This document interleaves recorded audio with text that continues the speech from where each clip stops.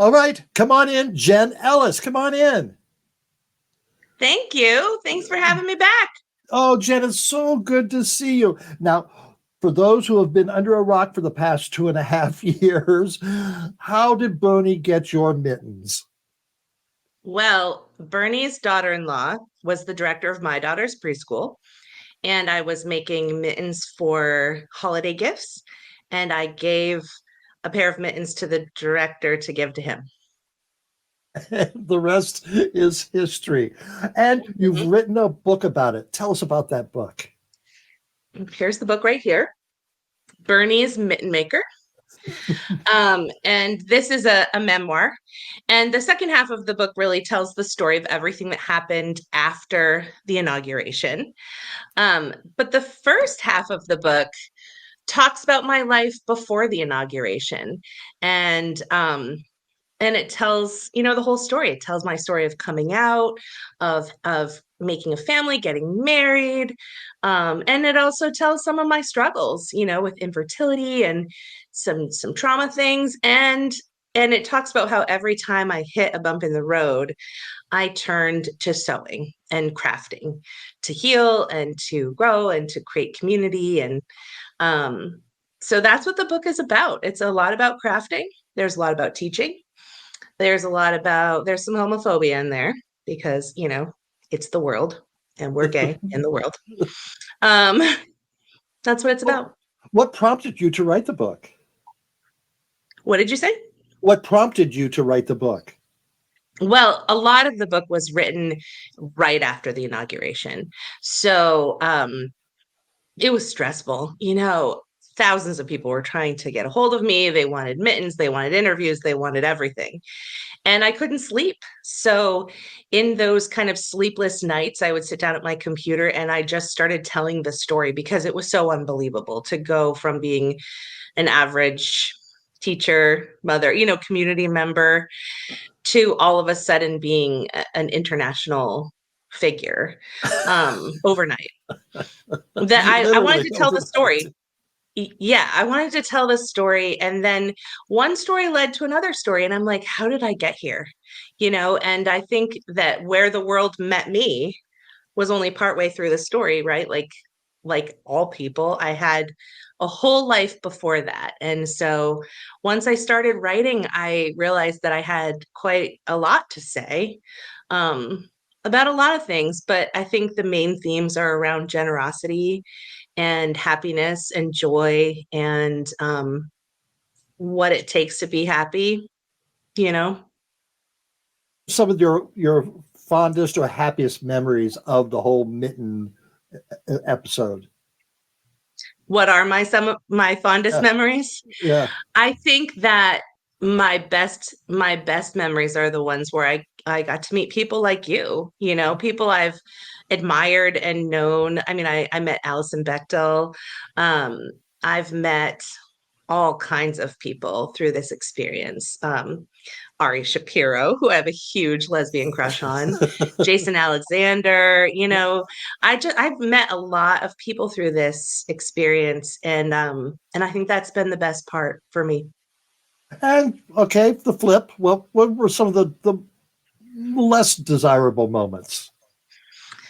Oh man, the worst moment was when we had an auction for I made 3 pairs of mittens after the inauguration, and we auctioned them off on eBay. One was for Outright Vermont, and that went super viral and they raised tons of money and it was awesome. And one was for Passion for Paws because I love dogs, and that also raised a lot of money. The third one was for my daughter's college fund, and that one raised around $7,000. But it was actually this kid had logged into his father's eBay account and created a false bidding war. He was like 12 and his father was like, "Oh Oh, no, I can't buy these." And I was like, "That's okay. I have a kid. I get it." Like, oh, so but by the time I got to it, like the second place winner was like, "No, I'm out," and the third place winner didn't want them either. And like they had oh. bid on other things. And so I ran a second auction the next week, And I totally got scammed. Somebody just bid and bid and bid with absolutely no intention of buying the mittens. So when I realized all of that, um, that it was all lost, it was a low point because, Yeah. it was the only thing I had asked for in the whole experience for myself. Right. And Oh, how sad. it was sad, but a lot of other good things have come out of it. And I talk about that a lot in the book about what I ended up doing with that particular pair of mittens. And then I partnered with the Vermont Teddy Bear Factory, which was a Yes. huge high. That is a wonderful company, and they're making the mittens for everyone. They made 10 new jobs. They created 10 new jobs, which went to new Americans, which was super amazing. And so now everyone can get the mittens.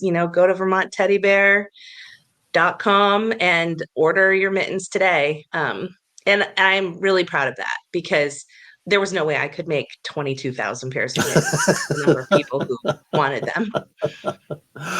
How do you go about getting a book printed or published? I mean, you're writing this down. What do you do with it? Who do you contact? Well, at first I had an agent in New York City, and he tried really hard to sell the book to all of the big publishers. And they all said, this is a great story. It's well written, but we don't think anyone's going to care in a couple of years. And so I ended up sort of taking the book back and kind of reworking it and telling much more of the story I wanted to tell. And I pitched it to Green Writers Press, which is a women-owned independent press in Brattleboro, Yeah. local, Vermont local. And they were like, yeah, we'll publish this.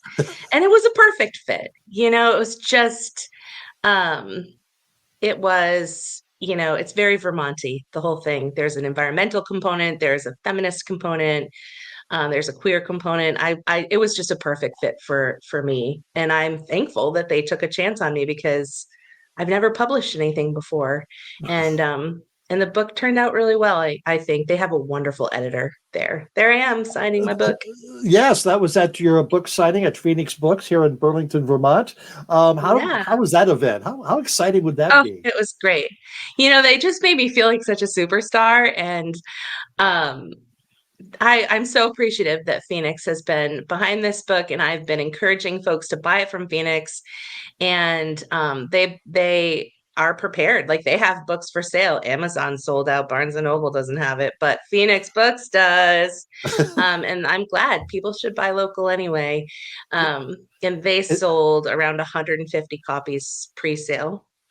Um, and then they have, at least that many for sale now. So, if you want this book, which I hope you do, rush down to Phoenix in Essex or in Burlington, or there's one in Rutland too. I don't know if they have any copies, but or order online. Or order yeah, online. order online. Um, all right, I had a question in my head and it escaped me. I think they'd be great selling at the Vermont touristy stores, Hmm. where they have Vermont gifts or craft stores. I think crafters would just love reading that, and they see Bernie's Mitten Maker. Yeah, I want to read that. So I think you've got a good seller on your hand. I hope so. I mean, there's so much about crafting in it because I started out as a quilter. So there are a lot of descriptions of crafting and being in the creative flow and quilting and making quilts out of, my wedding dress, my grandmother's aprons.